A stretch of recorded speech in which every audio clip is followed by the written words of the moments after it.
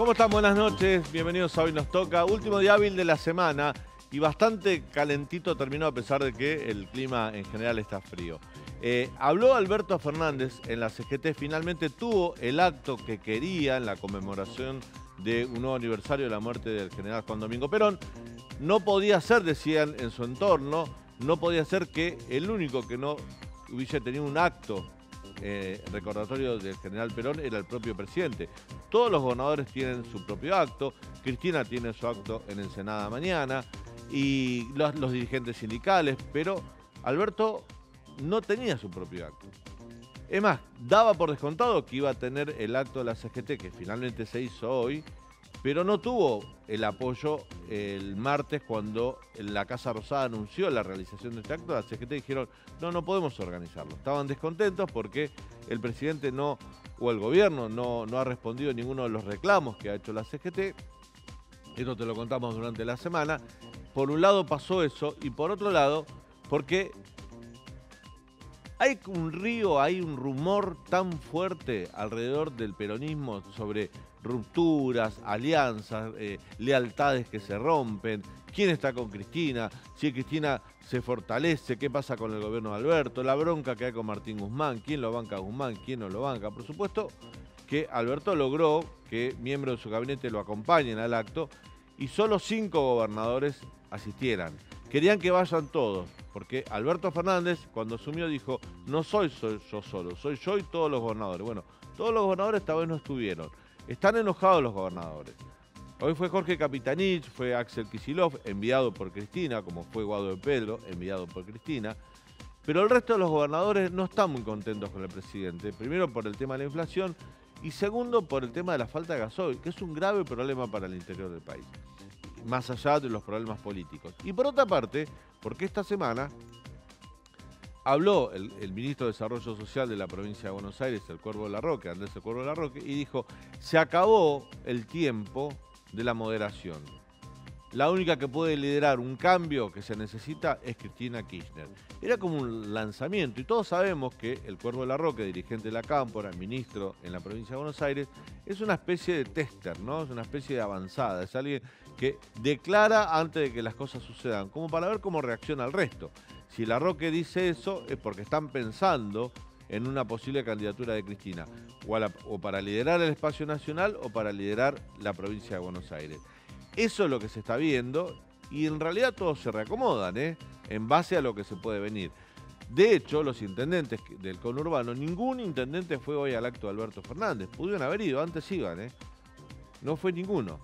Van a ir todos mañana a Ensenada a escuchar a Cristina y sobre todo porque tienen premio, porque Cristina pidió y logró sacarle el manejo de los planes sociales, Potenciar Trabajar, por ejemplo, a las organizaciones sociales y se la va a dar a los intendentes y a las provincias. Y los gobernadores del interior del país, la Liga de Gobernadores, también le pidieron al gobierno que ellos quieren manejar la política social y no que la manejen las organizaciones sociales. Pero el presidente tiene un brete ahí, porque ni los gobernadores ni los intendentes del conurbano le garantizan lealtad. Una lealtad que sí le garantiza algunos movimientos sociales. Por ejemplo, el más grande de todo, el movimiento Evita. De hecho, y esto es un rumor que ya tiene más ganas de ser primicia que de rumor, posiblemente en los próximos días el gobierno anuncie la creación de un nuevo ministerio, el Ministerio de la Economía Popular. De algo de eso habló el presidente hoy en la CGT. El Ministerio de la Economía Popular, donde seguramente esté manejado por alguien en el movimiento Evita. Es decir, le van a dar ese poder a las organizaciones sociales que le responden a Alberto, se lo va a dar a Alberto Fernández, y eso también va a ser, de alguna manera, una especie de desafío a Cristina Kirchner. Ese es el escenario que teníamos hoy a la tarde, en ese escenario habló el presidente, y lo que hizo el presidente fue defenderse antes de que hable Cristina. ¿Por qué? Porque lo picante de esta semana va a suceder mañana, cuando hable Cristina. Cuando Cristina hable y veamos si es verdad todo lo que se viene diciendo, que comienza a renacer esa unidad ciudadana cristinista, cada vez más lejos del frente de todos. Cuando veamos qué hacen los intendentes del conurbano, aplaudirán de pie a Cristina cuando critique a Martín Guzmán y cuando critique al presidente Alberto Fernández. ¿Qué harán los dirigentes peronistas que van a estar mañana en la presencia del acto de Cristina? ¿Qué harán los dirigentes sindicales que hoy no estuvieron en la CGT y sí van a estar mañana con Cristina. Por ejemplo, Pablo Moyano. Pablo Moyano forma parte del triunvirato que administra el CGT. Hoy no estuvo en el acto de Alberto, pero sí va a estar mañana en el acto de Cristina. Estuvo Hugo Moyano, su padre, sentado en primera fila. Los dirigentes sindicales que estuvieron, tenemos algunas declaraciones, fueron bastante formales. Estamos acá porque es el presidente, nos convocó, es el Día del Trabajador, el Día del Trabajador, el del jefe del Movimiento Obrero Argentino, como lo llaman los dirigentes sindicales al general Perón, y tenemos que estar con el presidente, que es un presidente peronista. Pero hasta ahí, no marcaron mucho entusiasmo. De hecho, muchos de los que estuvieron hoy también van a estar mañana en el acto de Cristina. La cosa está candente. Y Alberto habló en defensa de lo que se viene, como que levantó la guardia. Dijo, no se necesita una lapicera para gobernar, se necesita poder convencer a la gente. Eso es una respuesta a una crítica que le viene haciendo el kirchnerismo duro y sobre todo Cristina, de que Alberto no gobierna, de que no usa el poder, de que no usa la lapicera. Y se defendió, dijo, en lugar de usar la lapicera, hay que convencer al otro, hay que convencer a la gente. Y yo te pregunto a vos que estás en tu casa, ¿te convence Alberto Fernández? ¿De qué te ha convencido en los últimos tiempos? Si desde el manejo de la pandemia desastroso hasta acá son todos prácticamente errores. La única que le salió bien, que anunció que le salió bien, fue el acuerdo con el Fondo Monetario Internacional. Y lo hizo con el apoyo de la oposición, que tiene responsabilidad porque era una deuda que se tomó cuando ellos eran gobierno. Pero lo apoyaron. El kirchnerismo no lo apoyó. Alberto Fernández cree que tiene convencimiento, cree que su palabra tiene peso. Alberto Fernández cree que explicando todo desde su óptica, todo se soluciona. Y la cosa no funciona así. Porque cuando Alberto Fernández habla de que la economía está creciendo y lo que tenemos es una crisis de crecimiento, sinceramente los actores de la economía y la gente que recibe o que vive de los resultados de ese crecimiento de la economía, lo ve cada vez más lejos. Ve que el presidente está diciendo algo que roza más el ridículo que la realidad. Ayer lo explicaba muy bien Leandro Dario. Puede haber un crecimiento de la macroeconomía, pero no derrama. Al contrario, lo que derrama es que el poder adquisitivo de nuestros salarios estén cada vez más lejos, cada vez más bajos y cada vez más lejos de los precios de góndola. Se calcula que para junio vamos a estar por encima de 5 puntos nuevamente en inflación. ¿De qué sirve ese crecimiento que dice el presidente que tenemos? ¿De qué sirve si no podés importar, si no tenés dólares, si la inflación sigue altísima, si se cae el poder adquisitivo, si los jubilados están cada vez más deteriorados? ¿De qué sirve si tenés un Estado enorme que cada vez funciona peor? ¿De qué sirve ese crecimiento si la educación está dando cada día peores resultados? ¿De qué sirve ese crecimiento si hasta el Ministerio de Salud empezó, que tuvo mucho apoyo porque, por supuesto, el monotema de la pandemia hacía que todas las miradas estén puestas ahí, hoy no puede garantizar remedios oncológicos? Hay varias denuncias al respecto. Hoy hablé con Graciela Ocaña en la radio. En la semana que viene seguramente va a haber un poco de ruido respecto a esto porque no están comprando drogas oncológicas. Un gobierno que gestiona mal o por lo menos que no logra resultados a la hora de gestionar. Y el presidente dice, yo no quiero la lapicera, no necesito la lapicera, le dice a Cristina, yo uso el convencimiento. Hay que ver a quién está convenciendo a Alberto Fernández. En principio parece que a la gente no, pero ese no es el principal problema que tiene. El principal problema que tiene Alberto Fernández es que ni siquiera está convenciendo a los suyos, ni a sus funcionarios, ni a sus compañeros del partido que lo lleva al gobierno. Quédate con nosotros, vamos a estar hasta las 22 aquí en el canal de la ciudad. Esto es Hoy Nos Toca. La gente tiene claro esto y sabe que este gobierno fracasó y no espera nada del gobierno. Ahora, sí, de Juntos por el Cambio. Hay que mostrarle a la sociedad un sendero de racionalidad que no lo tiene el gobierno. Existen coaliciones de gobierno que son en sí mismos heterogéneos, o sea, unidad en la diversidad. Por lo tanto, miradas diferentes puede haber sobre problemas. Por lo tanto, no hay la unidad monolítica que tenía Juan Perón. Es muy difícil lograr eso. Yo me voy a ocupar lo que diga el presidente. Después los problemas internos del partido los regalaremos en el partido como corresponde y ahí debatiremos quién va a ser el candidato para el 2023. ¿Mañana va a participar en Ensenada? Seguramente. ¿Qué significa que haya dos actos? Que hay dos, que no hay uno. Perón convenció a millones de argentinos y argentinas que hasta el día de hoy lo sienten vivo. Nunca necesito de una lapicera. Desde que Paraguay informó y alertó, se pudieron hacer las averiguaciones y hoy vimos que gran parte de esa tripulación tienen vínculos con el terrorismo internacional. Uno inclusive se operó la cara para cambiarse la cara en Cuba, imagínense, parece una película.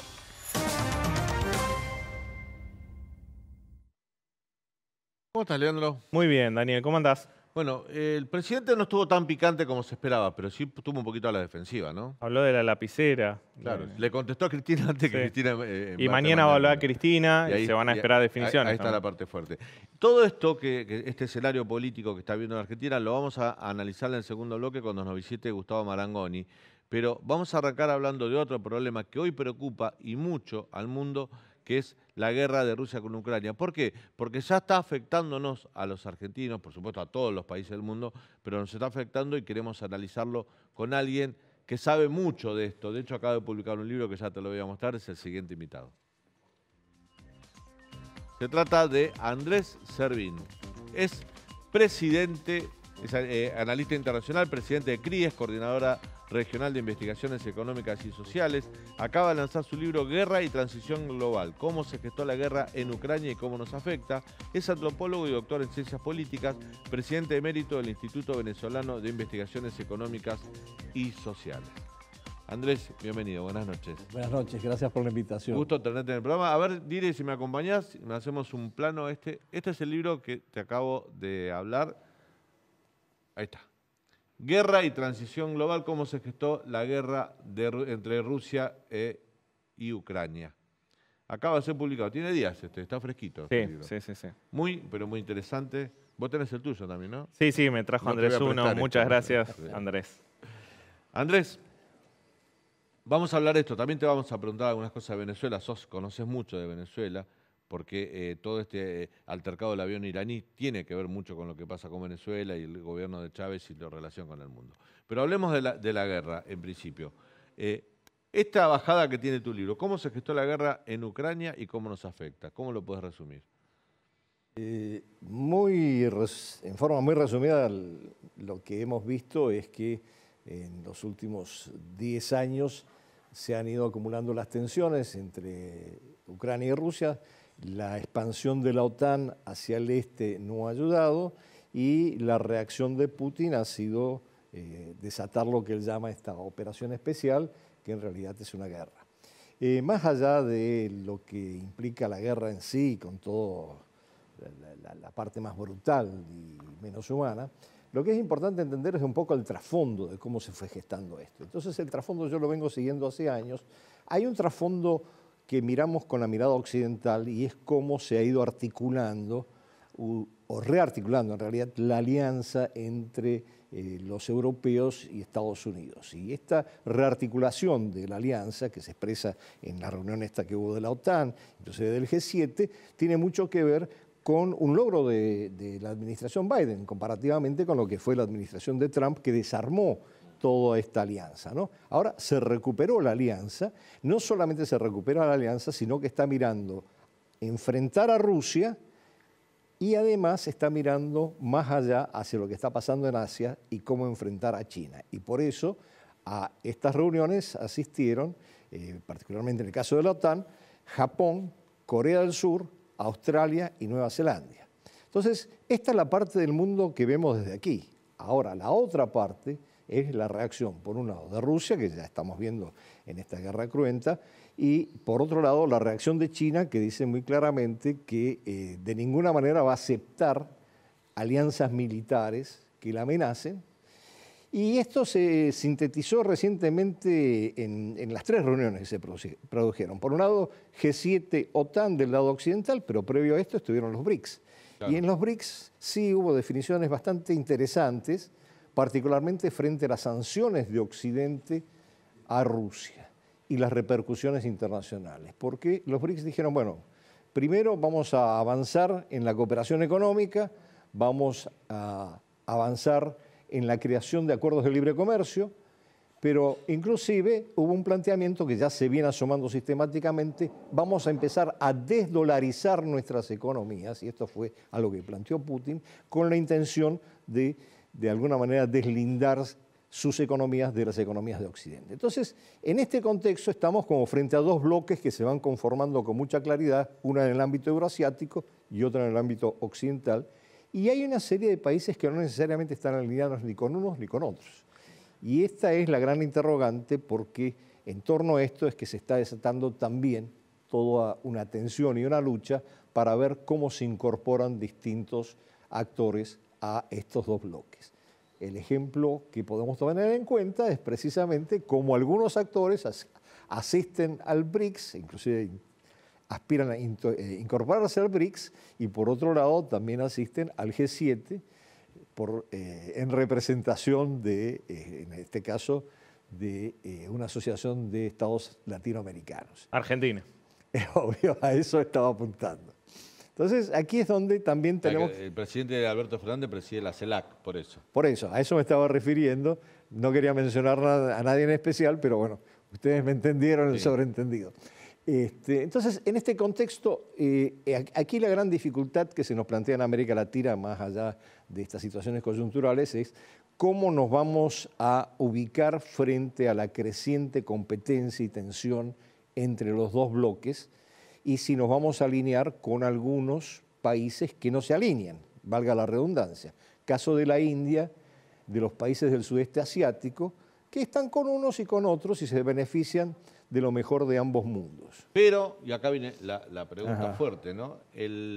Días atrás en la Cumbre de las Américas, el propio Joe Biden le dijo a todos los presidentes que estaban presentes que el Departamento de Estado tenía información de que Rusia podría utilizar armamento nuclear, ¿no? Y que si Rusia hacía eso, iba a obligar a Estados Unidos a involucrarse directamente, no con apoyo económico o logístico a Ucrania, sino a involucrarse, y a varios países de Europa Occidental, a los países más fuertes, Gran Bretaña, Alemania, Francia. Y eso se llamaría Tercera Guerra Mundial. Obviamente. Digo, no queda otra. Obviamente. Estamos lejos, cerca de eso. Lo que dijo Biden fue, yo digo, si se lo dijo a Biden al resto de los presidentes americanos en una cumbre, algo de información deben tener, digamos, algo de cierto debe haber detrás de esto. A ver, potencialmente está la capacidad de que esto suceda el Armagedón y tengamos una tercera guerra mundial que tiene implicaciones muy dramáticas para toda la humanidad. Para todos, claro, por supuesto.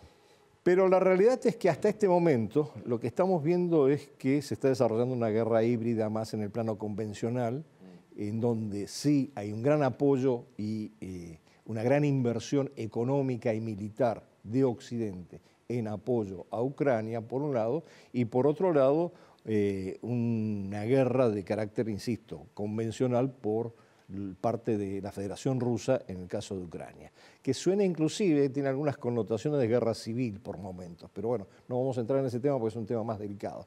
Pero lo cierto es que ambas partes señalan que podrían ser utilizadas armas nucleares. Ahora, hasta ahora no hemos visto ninguna señal concreta en ese sentido, lo que sí se están testeando otro tipo de armas. Y aquí entro de nuevo con el tema fundamental, y es que hay una preocupación en Occidente no solamente por el armamento nuclear, sino, y esto fue muy claro en la reunión de la OTAN, sino por la convergencia de China y Rusia y la posibilidad de que... Claro, que China se involucre también, claro. Y China ha sido bastante drástica. Antes de que terminara la reunión de la OTAN, un vocero del gobierno chino expresó su repudio a muchas de las cosas que estaban planteando, en particular al hecho de que convirtieran, como en la OTAN lo convirtieron, a la República Popular China en un desafío para los intereses occidentales. Entonces, lo que pasa es que nosotros estamos muy acostumbrados a ver la parte occidental, me parece muy bien porque somos parte de Occidente, pero tenemos que entender, y en eso estamos con estos libros y otras cosas que estamos haciendo,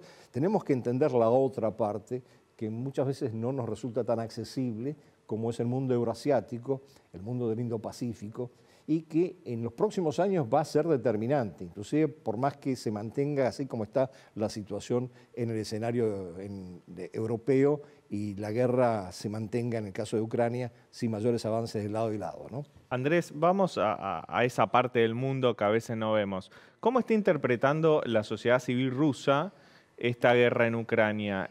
¿Compra el discurso del Kremlin y de Putin, que es como una especie de cruzada nacionalista contra un Occidente que amenaza su estilo de vida, o no compra ese discurso? Lo que pasa es que tenemos dos fenómenos que se han combinado. Por un lado, ha habido una creciente fuga de personal capacitado de clase media de la Federación Rusa, pero por otro lado ha habido un incremento del apoyo de los ciudadanos rusos a la posición de Putin.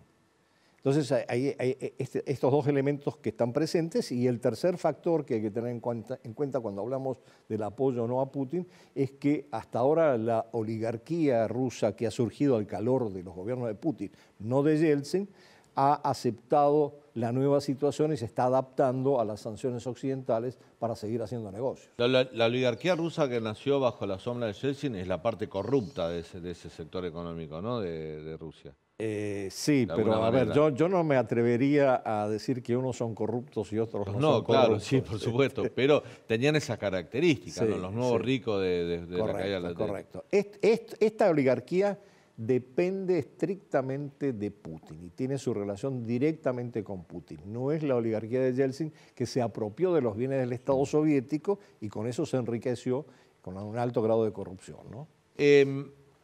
Argentina tiene esta posición, hoy habló el presidente, ¿no? Sí. Leandro, habló el presidente con Habló el Zelensky, presidente, ¿no? una comunicación telefónica con Zelensky, el presidente de Ucrania. Bueno, el gobierno argentino ha tenido posiciones contra la guerra a pesar de que tiene una relación muy íntima con el gobierno de Vladimir Putin. No sé si el gobierno argentino o el kirchnerismo, pero Alberto Fernández en febrero visitó el Kremlin y le dijo a Putin, vengan, ingresen a Latinoamérica, que somos la puerta para desparramarse por Latinoamérica. Yo el otro día lo comentaba, de hecho lo escribí en el diario, digo, ¿cómo se habrá sentido Alberto Fernández cuando Biden contaba eso de la Tercera Guerra Mundial? ¿Cómo se habrá sentido observado por el resto de los presidentes americanos que estaban presentes en esa cumbre, ¿no? Porque él justamente lo había invitado a Putin a ingresar a Latinoamérica por Argentina. Pero, ¿cómo nos va a afectar a nosotros esto en la medida que Argentina tenga posiciones ambivalentes respecto a la guerra? ¿Podemos tener sanciones de parte de Occidente, de las grandes potencias de Occidente? ¿La pueden dejar pasar porque no somos un actor importante? Bueno, en primer lugar, lo último es lo más acertado, es decir, desde el punto de vista de nuestro peso estratégico, ni Argentina ni América Latina interesa mucho. Pero Brasil sí. Brasil sí, México también, sí. Nosotros también deberíamos, pero en principio eso no implica un peso determinante desde el punto de vista estratégico. Entre otras cosas, no nos olvidemos porque esta es una región,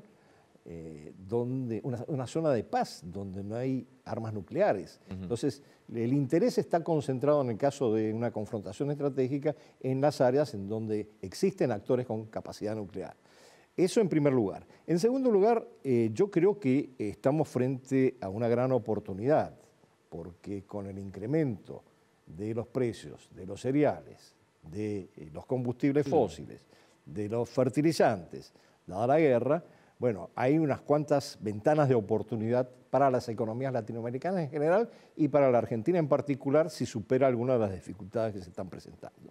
Entonces, en ese contexto, nosotros hemos trabajado con un grupo de intelectuales latinoamericanos en un planteamiento muy claro, que lo que hay que mantener es un no alineamiento activo, es decir, bueno, trabajar con todos, aprovechar las oportunidades y desarrollar nuestras capacidades en una coyuntura que puede resultar favorable para América Latina si América Latina logra tener una visión conjunta sobre cómo insertarse en este nuevo sistema internacional que está emergiendo en este momento. Y ahí están las dudas. ¿Vamos a lograr eso? ¿Cuáles son los mecanismos? Algunos hablan de que la CELAC podría en algún momento convertirse en otra cosa, pero hemos visto un historial de la CELAC que no es demasiado alentador.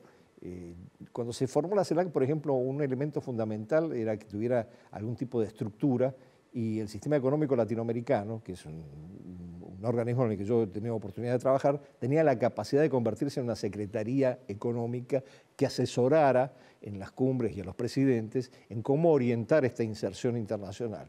Y sin embargo eso como que se barrió debajo de la alfombra y se siguió con el personalismo de las cumbres de los presidentes, ¿no? Hoy no hay un liderazgo claro en la región. En los 2000 estaba el liderazgo de Chávez con su petrodiplomacia, y Lula en Brasil. Hoy no hay un líder claro tampoco en la región. No, está claro que no hay un líder claro Y hay muchas expectativas. Ni siquiera hay un patrón ideológico, ¿no? Está muy mezclado. Sí, todo. sí. Además el factor ideológico se desdibujó. Hay algunos que dicen, bueno, estamos volviendo a la marea rosa de principios de este siglo.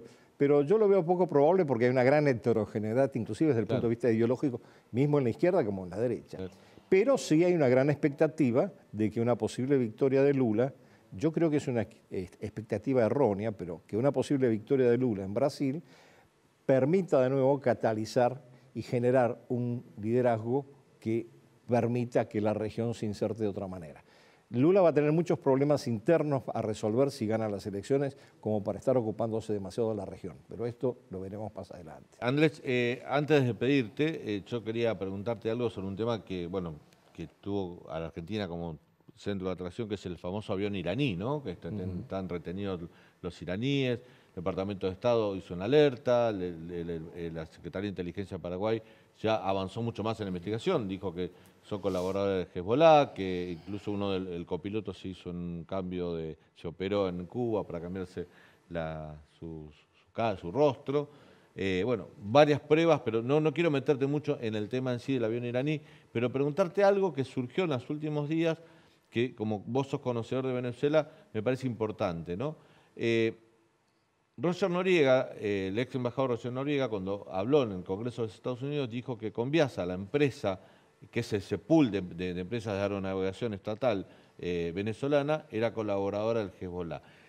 De hecho, el fiscal Nisman, en la causa AMIA, cuando habla de la infiltración del Hezbollah en Latinoamérica, explica que tiene colaboración de Venezuela a través de Conviasa, que usa sus aviones para transportar elementos, logística, dinero, etcétera, a favor de Hezbollah.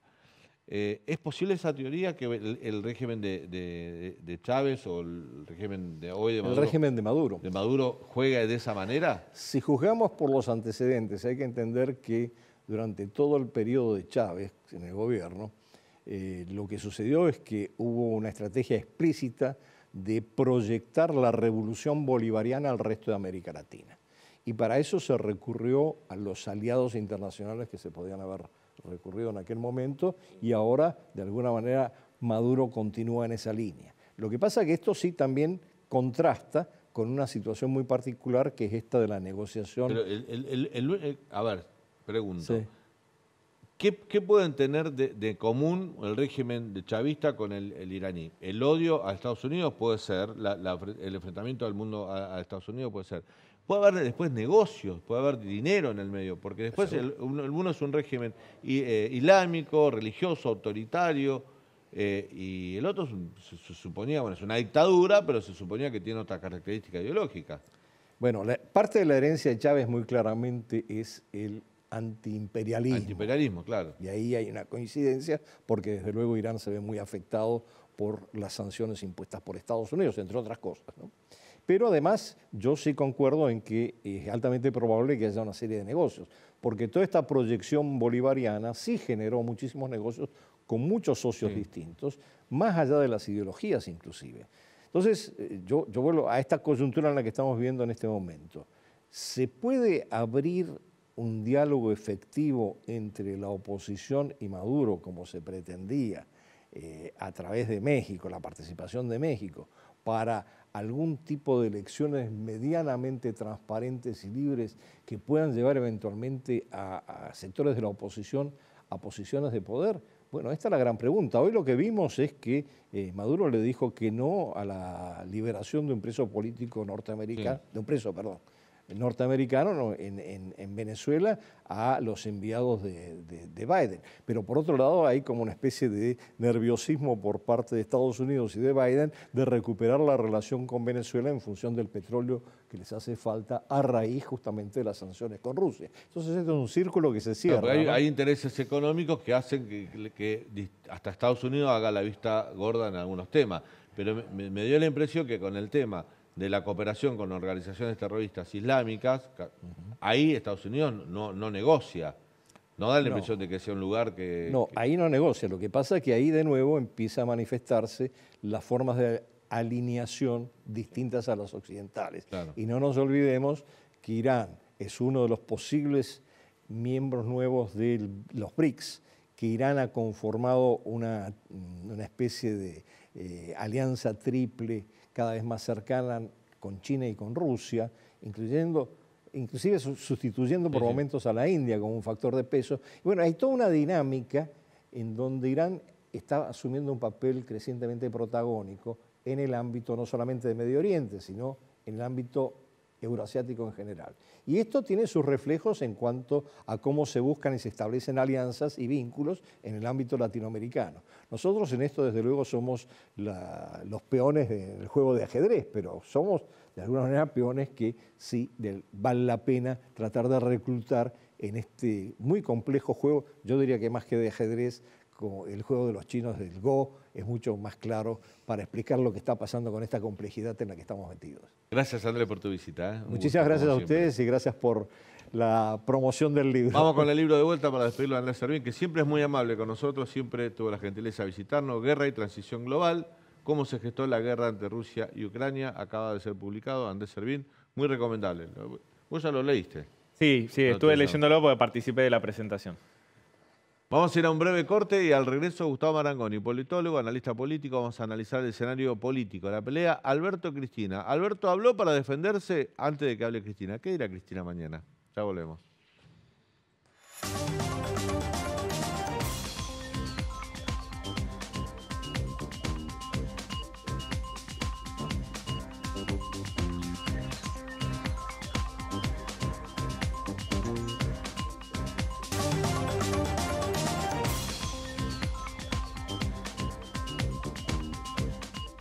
Y nos dijo, jamás en la conducción política hay que obligar a nadie, hay que persuadir a todo el que se pueda.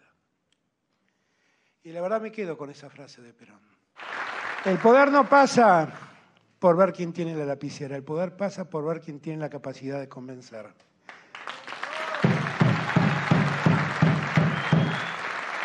Perón convenció a millones de argentinos y argentinas que hasta el día de hoy lo sienten vivo. Nunca necesito de una lapicera. Y nosotros, que venimos de una pandemia amarilla, que no era la fiebre, y tuvimos que pasar otra pandemia, que fue la pandemia global, y tenemos que enfrentar la guerra ahora, tenemos que estar más unidos que nunca para entender que la Argentina debe salvarse. Bueno, ahí habló Alberto Fernández un poco a la defensiva de lo que puede ser el discurso de Cristina mañana. A mí digo, ¿cómo se tiran peronismo por la cabeza, no? Porque Alberto interpretando a Perón, mañana Cristina hará su interpretación de Perón, y Perón daba para todo, porque seguramente va a alcanzar para que Alberto se pueda defender y para que Cristina lo pueda atacar. Siempre va a haber una interpretación de Perón o del personaje de Juan Domingo Perón como para atacar o defender a alguien, ¿no? Sí, Alberto sigue insistiendo con la idea de la unidad, cuando la sensación es que solo la gestión lo puede llegar a salvar si es que algo lo salva, digamos. Me gusta cuando dice, estamos enfrentando la guerra y hablan de la inflación y la guerra. El año pasado la inflación fue del 36%, el año pasado del 51%. Este año vamos a estar casi arriba del 80, 90%. Ya no es tanta culpa de la guerra. El año pasado tuviste, con la economía prácticamente parada, por el tema de la pandemia, tuviste inflación alta también, ¿no? Hace más de 10 años que Argentina tiene inflación de 2 dígitos, sí, claro. Y hace 10 años no había guerra. Bueno, vamos a hablar de este enfrentamiento, vamos a ver cómo que dice Cristina mañana, vamos a analizar el momento del gobierno y del peronismo con el siguiente invitado. Gustavo Marangoni, hincha de River, fue presidente del Banco Provincia, socio de la consultora Marangoni Rodríguez Asociados, y además es politólogo. Gustavo, buenas noches, ¿cómo te va? Sí, buenas noches para ustedes, gracias por la comunicación. ¿Cómo andás? ¿Bien? Bien. Preocupado por la revancha con Vélez. Creo que estás preocupado, pero no te vamos a preguntar así abiertamente. No, la vamos a sacar adelante, vas a ver que vamos a ir bien. Tengo acá a mi compañero Leandro Dario que está, te digo que hasta creyente se hizo esta semana. Eso suele generar el fútbol. Está prendiendo velas. Bueno, lo escuchaste a Alberto hoy, ¿no? Dando lecciones de peronismo a los compañeros de la CGT, pocos gobernadores, te doy los datos, las curiosidades, pocos gobernadores presentes, muchos enviados de Cristina, que estaban ahí, que mañana van a estar en el acto de Cristina, algunos dirigentes sindicales que no estuvieron, que debieron estar, caso Pablo Moyano, que va a estar mañana con Cristina, y un discurso de Alberto que es, bueno, Hablo antes de que me ataque ella, ¿no? Mañana. Dio toda esa impresión. ¿Cómo lo viste vos? Creo que es una serie que aburre ya, Daniel. Sí, claro. Viste como la serie de las aplicaciones que a veces tienen una buena temporada, después viene otra, y ya cuando van por la sexta o la séptima vos decís, listo, ya esto me cansó. Pero no lo digo solamente en términos personales, que por supuesto mi subjetividad está en juego. Me parece a mí que esta endogamia, este vivir decodificando todo el tiempo lo que dijo, lo que quiso decir, lo que le va a responder, lo que le respondió, en un contexto del cual de alguna manera ustedes hicieron una introducción, con una economía que está en una inflación de 2 dígitos, mirando de cerca la de 3, claro. ¿no? Digo, mirando de cerca la de 3, con los dólares a cuentagotas en el Banco Central. Yo hoy tuve toda una jornada con empresarios de distintos sectores, medianos, pequeños, grandes, nacionales, extranjeros. Están todos, como te podrás imaginar. Les cambió una regla de juego muy importante. Es decir, una economía funciona por lo que importa y por lo que exporta, que están unidos indisociablemente. Entonces, digo, las personas que están escuchando tu programa están preocupadas por el supermercado, por el alquiler, por las expensas. Entonces, este tema de la cuestión, ¿viste ese viejo chiste que decía, hablemos de algo importante, hablemos de mí? Sí. Bueno, hay una dirigencia, en este caso específicamente en el oficialismo, que todo el tiempo está hablando de una cuestión que solo le interesa a los que les interesa la política en general y el gobierno en particular. Y voy a decir, bueno, ya está, basta. Bueno, también esos productos, me meto en tu terreno, Gustavo, pero también es producto de que el gobierno necesita mantener en la agenda el tema de la política, el poder, la pelea, porque no tiene resultado de gestión para mostrar. Cuando vos no podés bajar la inflación, cuando vos tenés el poder adquisitivo que cada vez está más lejos de las necesidades, cuando ves que los salarios se quedaron de acuerdo a la inflación, cuando el riesgo país se subió a 2.500 puntos, se te escapa el dólar 2x3, cuando no tenés resultados económicos, empezás a hablar de política, digamos. El otro día, por ejemplo, esto lo digo con todo respeto, pero esa idea de mostrar carné de guapo ante Boris Johnson, lo paró en seco hablándole de Malvinas. Esas son jugadas para la tribuna. Vos sabés que no vas a recuperar la soberanía parando a Boris Johnson en un pasillo de una cumbre como es el G7 para decirle, che, hablemos de soberanía. No funciona así el mundo diplomático. Pero bueno, necesitan de esos gestos porque no tienen resultados. Mira, Daniel, hablando de resultados y volviendo al fútbol, ¿no? Cuando vos mirás un partido de fútbol en la tele, siempre hay alguien que lo comenta. Antiguamente era el gran Macaya Márquez, ¿no? Y uno disfrutaba del comentario del que acompañaba al relator. Pero si acá el relator y el comentarista son los que tienen que estar en el campo de juego jugando, la cuestión se desnaturaliza. Lo que nosotros vemos es el comentario y una suerte de digamos, de teórico de obviedades, ¿no? La guerra es mala, la inflación es mala. Es como si cualquiera de nosotros fuésemos al doctor aquejados por una dolencia y el doctor, en vez de diagnosticarnos y tratarnos en consecuencia, nos abrazara, nos dijera qué bárbaro, qué momento que estás pasando, que viene bárbaro que te lo diga, pero la tarea del médico es procurar una curación, una sanación, contribuir, al menos intentarlo. Entonces, me parece que desde ese punto de vista tenemos una disfunción. Y lo otro que está vinculado con lo que vos señalabas es que hay que volver al origen de las cosas. El objetivo de un gobierno, de este gobierno, del que pasó, del que vendrá en Argentina, en Tailandia, en donde quieras, es tomar decisiones. Claro. Entonces, cuando un gobierno tiene dificultades para tomar decisiones, bueno, tiene un problema central.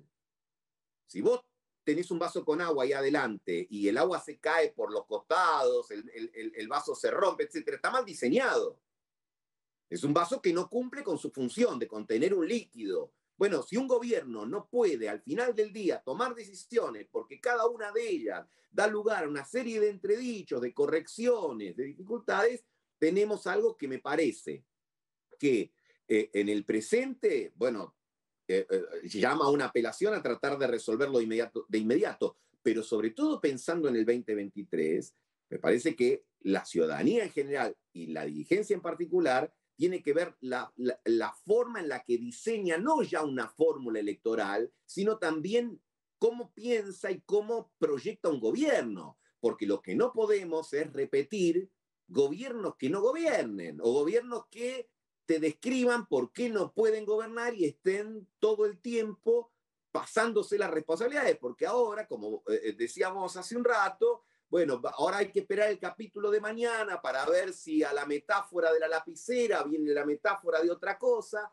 y nos perdemos en metáforas cuando en realidad las cuestiones son muy concretas. Y además, ¿sabés otra cosa, Daniel? En última instancia, tampoco tanto Gregre para decir Gregorio. Claro. ¿Por qué no hablar con nombre y apellido?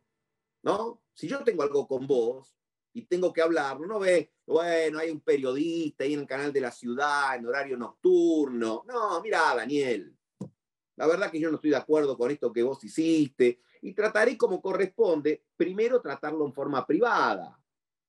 ¿No? No, Como tratamos de hacer todos por supuesto con los amigos. Tratándose del presidente y el vicepresidente, a uno le encantaría que diriman sus diferencias de forma privada. A los periodistas nos encanta saber cómo las dirimen y qué se hablan, porque vivimos de eso. Pero también es cierto que esto de andar chicaneándose, tirándose metáfora, tirándose peronismo en la cabeza, como va a suceder entre hoy y mañana, no ayuda mucho. Lean. Gustavo, en esta crisis política que vive el gobierno, bueno, asumió Daniel Scioli, se habló mucho de su regreso al gabinete. Vos lo conocés, ¿lo ves con vocación para intentar en 2023 ser la prenda de unidad del peronismo? Mirá, conociendo a Daniel y todo, pero hoy podés hablar de Daniel o de cualquier otro integrante, que en el oficialismo estén pensando en el 2023, cuando están juntando las monedas, digamos, para ver el tema de la factura literalmente, de la luz y el gas, para poder pagar las importaciones, creo que sería una falta de realismo de cualquiera. Y me parece que, por lo que he escuchado, que ha declarado públicamente, lo tiene claro él, y me parece que en el fondo lo tienen claro todos, porque, a ver, hace una semana o menos, se cortaron casi todas las importaciones para poder pagar literalmente los barcos regasificadores en esa situación. Claro. Entonces yo creo que cualquier proyección, a ver, vos para proyectar el futuro necesitas tener un presente. No lo digo por nadie en particular, lo digo por la situación del oficialismo en su conjunto. ¿Y te parece te parece que Cristina está pensando en el presente o en 2023? Porque a veces mucho no le ayudan sus declaraciones al gobierno. Bueno, creo que está mirando una realidad que es amenazante para el 2023, de acuerdo a lo que periodistas en general suelen comunicar. Desde las propias usinas del kirchnerismo son pesimistas respecto al resultado del 2023, y creo que eso está enlazado, digamos, ese futuro amenazador es lo que lleva a su manera y con lo que ya hemos comentado a tratar de operar algunas modificaciones sobre el presente, pero ya que estamos en el 1 de julio y el homenaje a Perón y el recordatorio a Perón, bueno, el peronismo es un fenómeno de naturaleza, y esto lo hemos conversado en este programa, de naturaleza vertical, donde la conducción tiene un papel central. Entonces, cuando el peronismo, ese eje, lo tiene dañado, pierde de local. Vuelvo al ejemplo futbolístico. Así como en su momento la presidencia de Macri entra en crisis cuando una corrida cambiaria generada por el mundo de las finanzas, de la cual se suponía ese gobierno era empático, si el peronismo tiene problemas para gobernar, para tomar decisiones, para ser conducido, tiene un problema identitario.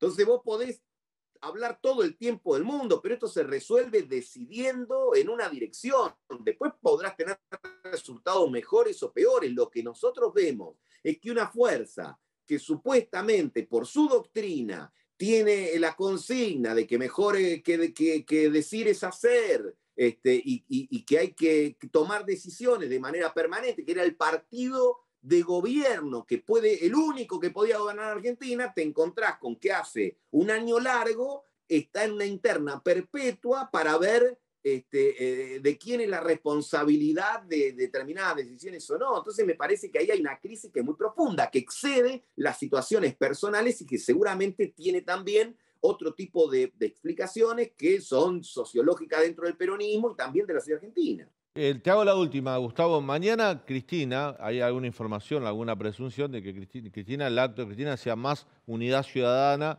que Frente de Todos, ¿no?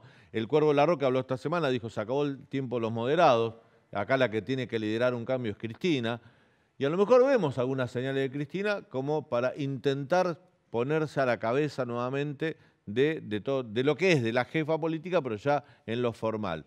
Si eso sucede, puede haber mucho vacío de poder para Alberto. Muchos que están con Alberto se vayan corriendo para alinearse detrás de Cristina. ¿Qué consecuencia puede dar esto para el gobierno de Alberto Fernández? A mí me parece que continuar, y esto lo venimos hablando de hace mucho tiempo, continuar esta situación solo agrava las cuestiones estructurales. Sí. A ver, imagínate el billón de pesos que se emitió en junio, entre adelantos transitorios del Banco Central y el tema de los rescates y los bonos, que puede parecer muy técnico para la gente, pero hay $1 billón de pesos con potencialidad frente a poquitos dólares. Yo te diría, necesitas de una cirugía y de un equipo de cirujanos que tengan el pulso muy firme, porque es todo muy finito. Entonces, si vos seguís alimentando con todo con todo este ir y venir, en un contexto más que delicado, insisto, hay dos cuestiones fundamentales en la Argentina, la relación peso-dólar y también, que está vinculado con el segundo tema, que es el energético. Después hay un montón de otras cosas, pero yo te diría, los más urgentes están dentro de esos dos. Me parece que seguir en este camino de extender sin fin una interna perpetua, no solo que genera cansancio, sino que además aleja la posibilidad de resultados. Los empresarios que yo te comentaba, la gente común, el laburante, el que quiere conseguir laburo, en última instancia está esperando que el gobierno no le haga espejito vuelve, no le devuelva los problemas sin procesarlos, los procese y los resuelva en alguna dirección. Entonces, para concluir, ayer el presidente puso en palabras y dijo que esto era una crisis de crecimiento cuando la perspectiva de buena parte de la sociedad es que tenemos un crecimiento de la crisis. Claro. Así estamos. Y te quedaste preocupado y con razón. Gustavo, te agradezco mucho este tiempo. Viernes a la noche que nos brindaste para analizar el momento político del gobierno, sobre todo. Gracias, te mando un fuerte abrazo. Buen fin de semana para ustedes. Gracias por la comunicación. Breve corte, muy breve. Yo sé que son malas noticias las que te va a dar Leandro cuando volvamos, pero lo mejor saber y que no te agarren desprevenido. ¿Cuáles son los aumentos que se vienen ahora en julio? Ya volvemos.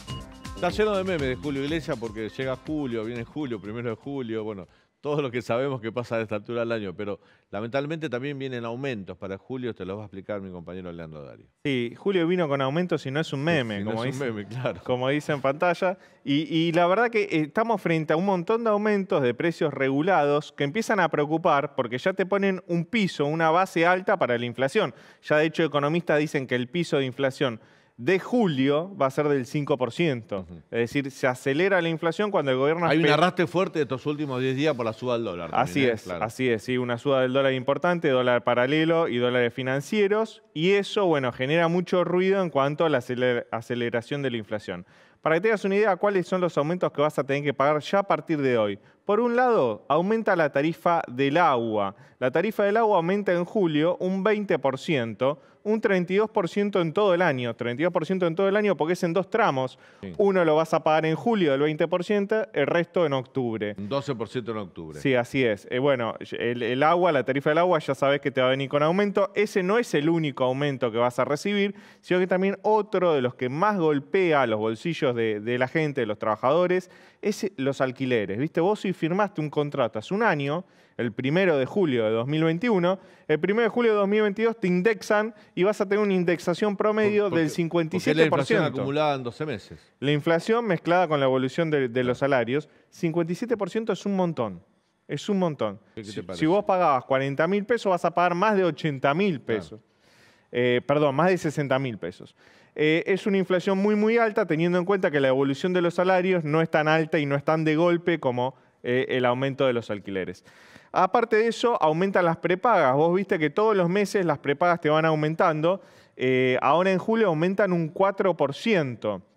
Recordemos que durante la pandemia, principalmente 2020 y parte de 2021, los operadores de las prepagas se quejaban muchísimo de que estaban las tarifas congeladas. Sí, pero las prepagas subieron un 43% solo en lo que va del año con este aumento. Sí, es mucho. Sí, es más que la inflación acumulada. Sí, la inflación acumulada está en el 30 y pico por ciento, 43% de suba de prepagas, es como 10 puntos porcentuales por encima de la inflación acumulada. También es cierto que el año pasado estuvieron pisadas, ¿no? Estuvieron pisadas la primera parte del año pasado, en la segunda parte empezaron los aumentos, justamente porque en 2020 estuvieron todo el año pisadas. Y aparte a la salud, que es algo importantísimo para todos nosotros, hay otro elemento de aumento que también es muy importante, que es en la educación. Aumentan los colegios privados de la ciudad de Buenos Aires y de la provincia de Buenos Aires un 15%. Es un aumento muy, muy fuerte. Siempre en julio hay aumentos, en marzo también. Entonces, esto le agrega más presión a los salarios, a la inflación.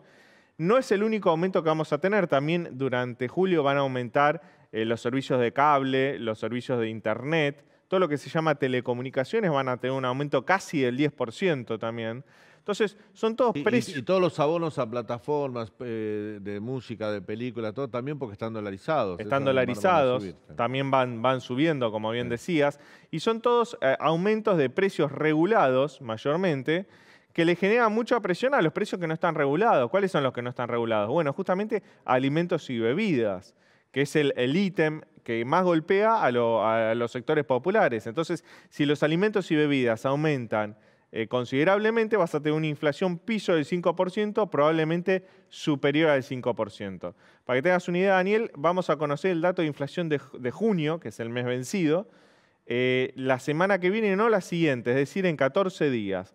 Se espera que sea entre un 5 y un 5,5%, lo que te generaría justamente un arrastre, un acumulado de más del 30% en los primeros 6 meses del año. Bueno, nos estamos yendo. Mañana está el acto de Cristina en Ensenada. La Cámpora organiza ese acto, pero dentro del seno de la Cámpora hay una preocupación. Hay mucho entusiasmo por lo que ellos creen que es un relanzamiento o una confirmación del liderazgo de Cristina Kirchner, pero también los moviliza una preocupación. El juez federal Luis Armelia de Quilmes, hoy pidió nuevas medidas de prueba para verificar a través de la AFIP, a través de organismos de control, los subsidios que otorgó Mayra Mendoza, la intendenta de Quilmes, a distintas cooperativas manejadas por funcionarios del área de la municipalidad. Puede haber un desfalco, puede haber un dinero indebido de uso público, una causa que puede comprometer a quien es una de las piezas importantes de la estructura política de la Cámpora de la provincia de Buenos Aires, como es la intendenta Mayra Mendoza. Hoy el juez Armelia pidió mayores medidas de prueba, así que en las próximas semanas podría haber novedades y eso preocupa mucho a la Cámpora, más allá del entusiasmo que tienen por el acto de mañana con Cristina. Que tengan lindo fin de semana, Nos reencontramos el lunes a las 9 de la noche aquí en el canal de la ciudad con esto que es Hoy Nos Toca.